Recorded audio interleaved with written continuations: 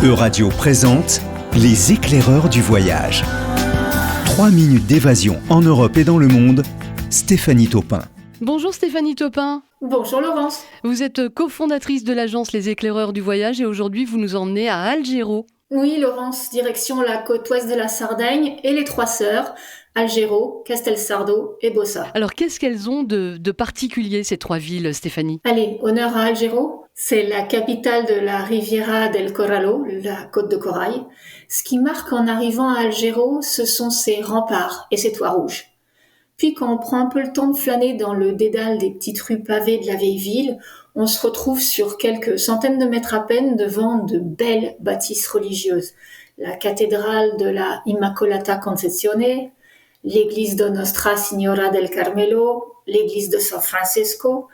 Une richesse architecturale qui se marie très bien avec les vieilles façades, parfois un peu usées, aux couleurs pastel, les petits restaurants. Alghero, c'est une ville qu'on laisse infuser, je dirais. Vous nous avez mentionné Castelsardo également. Tout à fait. Castelsardo est la seconde ville remarquable de la côte ouest de la Sardaigne. Troquez vos tombes pour des tennis, la ville était construite sur un promontoire rocheux et les rues sont franchement pentues. Castelsardo était elle aussi fortifiée, mais c'est son château de Doria dominant toute la ville qui était la pièce maîtresse de sa défense.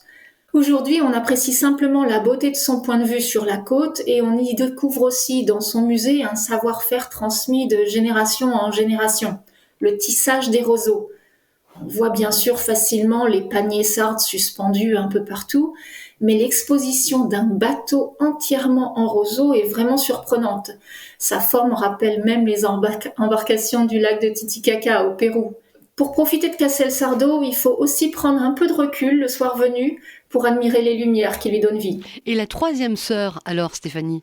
Ah, Bossa, c'est une explosion de couleurs. La ville a été construite sur la berge de la rivière Temo. Depuis le vieux pont Ponte Vecchio, le château Malaspina domine les environs du haut de la colline. Mais c'est véritablement le camailleux de couleurs de toutes les maisons, anciennes ou plus modernes, avec leurs toits de tuiles orangées qui attirent le regard et les photographes.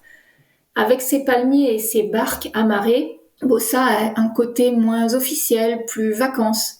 Et puis c'est valable pour Bossa comme pour Alghero ou Castelsardo. Explorez les environs. Les plages électriques se succèdent et pour ceux qui ont envie de randonner, je recommande vraiment l'île d'Assinara.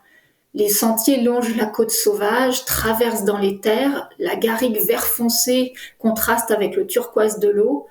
Un lieu on ne peut plus paisible qui ferait oublier que ce fut un temps le bagne pour les mafieux. Ah oui, quand même. Stéphanie Taupin, quand est-ce qu'il est préférable de visiter Alghero et la côte ouest de la Sardaigne ? Alors je recommande très clairement le printemps et le début de l'automne pour pouvoir se balader longuement à pied sans trop de chaleur.